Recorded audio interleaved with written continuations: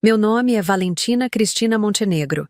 Tenho 34 anos e durante muito tempo minha própria família acreditou que eu não passava de uma empregadinha qualquer que limpava escritórios à noite. Foi quando decidi que aprenderiam quem sua filha realmente se tornou depois de 8 anos longe de casa. Tudo começou numa tarde de dezembro quando recebi o convite para o casamento da minha prima Letícia. Ela sempre foi a queridinha da família. Formada em administração, casada com um médico, vida perfeita aos olhos de todos. Eu hesitei em ir, mas minha mãe insistiu tanto que acabei cedendo.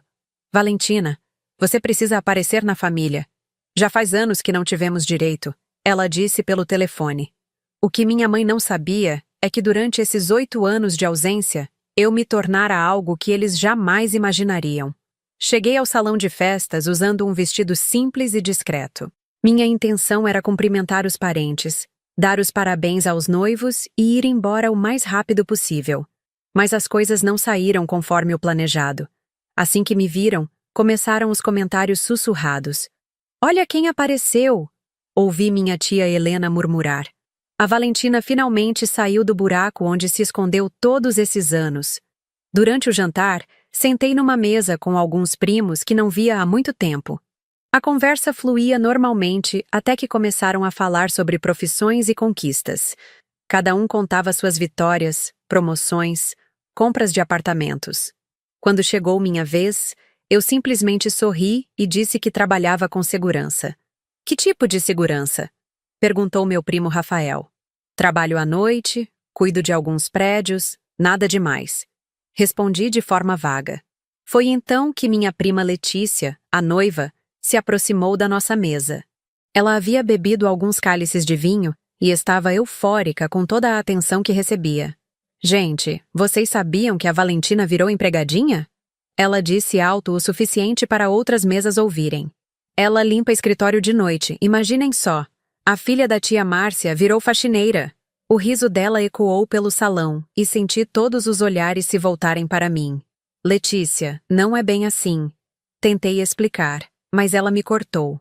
Não, deixa eu contar para todo mundo." Ela continuou, claramente embriagada pela atenção.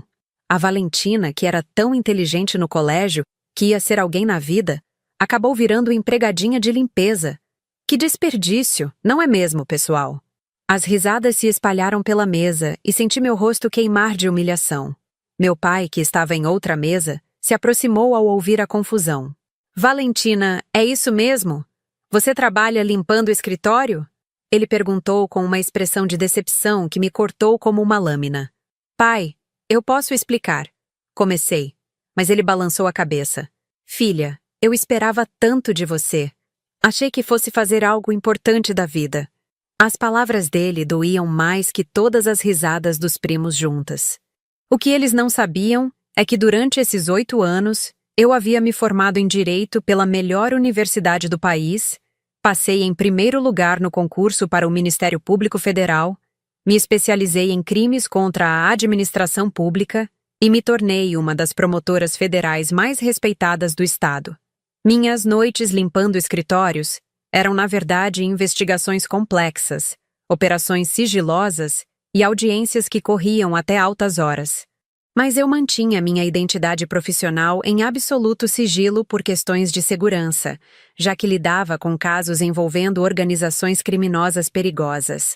Nos últimos 3 anos, havia liderado a Operação Papel Limpo, que desmantelou uma rede de corrupção que desviava milhões dos cofres públicos. Fui responsável por condenar 17 políticos influentes e recuperar mais de 50 milhões de reais para o Estado. Recebi 3 medalhas de honra ao mérito, uma diretamente das mãos do Procurador-Geral da República.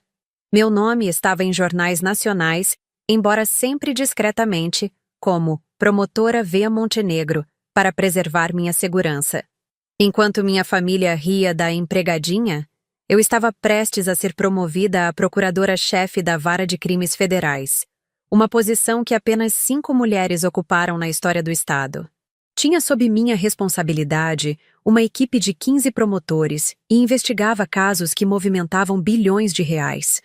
Minha agenda estava sempre lotada com reuniões no Supremo Tribunal Federal, audiências com ministros e operações que faziam manchetes nacionais.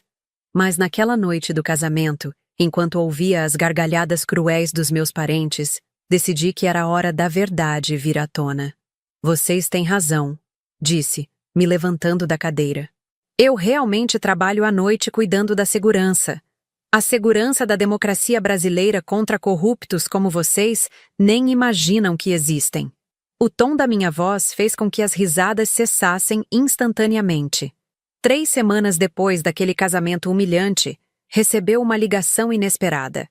Era minha avó Conceição, a única pessoa da família com quem mantinha contato regular. Valentina, minha neta, você viu o jornal hoje? Ela perguntou com a voz embargada de emoção. Que jornal, vó? O Nacional, querida. Tem uma matéria enorme sobre uma operação federal e o seu nome está lá, bem destacado. Você é a promotora que eles estão exaltando. Minha avó havia descoberto a verdade por acaso, ao ler sobre a conclusão da Operação Papel Limpo. Vó, eu posso explicar tudo, mas precisa manter segredo por enquanto, disse a ela. Meu trabalho é muito perigoso e por isso não posso expor minha identidade para a família. Minha avó chorou ao telefone. Minha netinha, eu sempre soube que você era especial. Mas promotora federal? Meu Deus, que orgulho! Ela prometeu guardar segredo, mas eu sabia que isso não duraria muito tempo numa família como a nossa. O momento da verdade chegou 2 meses depois, durante um almoço de domingo na casa dos meus pais. Era aniversário do meu pai e toda a família estava reunida, incluindo a prima Letícia e seu marido médico. As piadas sobre a empregadinha continuavam, e eu já estava me preparando para ir embora quando meu celular tocou. Era meu superior direto, o procurador-geral adjunto. Promotora Montenegro, preciso que compareça urgentemente ao Palácio da Justiça.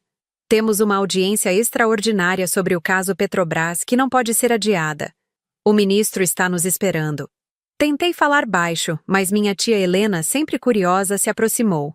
Quem é esse que está te chamando de promotora, Valentina? Algum chefe de limpeza? Ela disse com sarcasmo, fazendo todos rirem novamente. Foi nesse momento que decidi não desligar o telefone. Doutor Silva, estou com minha família agora, mas posso estar aí em 1 hora.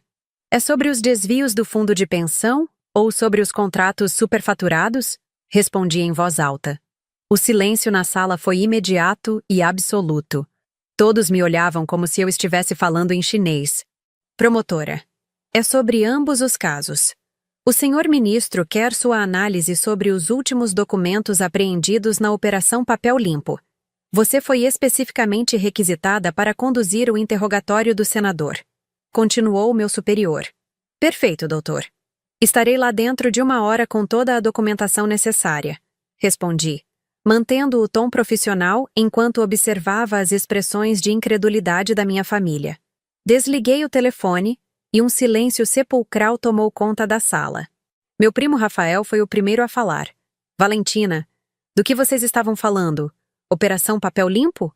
Isso não é aquela operação federal que saiu no jornal? Antes que eu pudesse responder, minha avó Conceição se levantou da poltrona com um jornal nas mãos.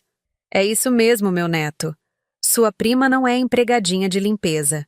Ela é a promotora federal Valentina Montenegro, a mesma que aparece aqui na primeira página do jornal como a responsável por desmantelar a maior rede de corrupção dos últimos 10 anos. Disse minha avó, estendendo o jornal para que todos vissem. A reação foi instantânea e dramática. Minha prima Letícia ficou pálida como papel e deixou o copo de refrigerante cair no chão, se despedaçando em 1000 pedaços. Meu pai abriu e fechou a boca várias vezes sem conseguir emitir som.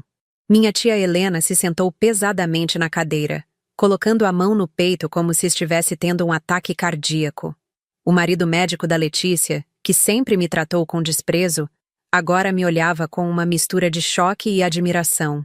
Isso não pode ser verdade, murmurou minha prima, pegando o jornal com as mãos trêmulas.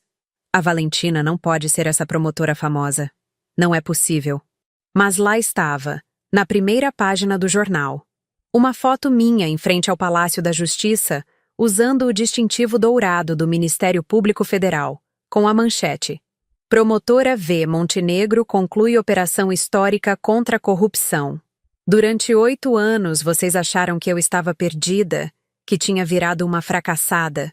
Disse, pegando minha bolsa para ir embora.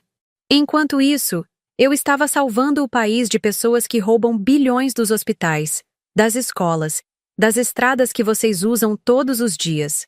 Enquanto vocês riam da empregadinha, eu recebia medalhas de honra do Procurador-Geral da República. Meu pai se aproximou com lágrimas nos olhos. Filha, eu não sabia. Por que você nunca nos contou? Porque meu trabalho é perigoso, pai. Eu recebo ameaças de morte mensalmente. Por isso preciso manter minha identidade profissional em sigilo. Mas depois de hoje, depois da humilhação que passei aqui, vocês mereciam saber a verdade.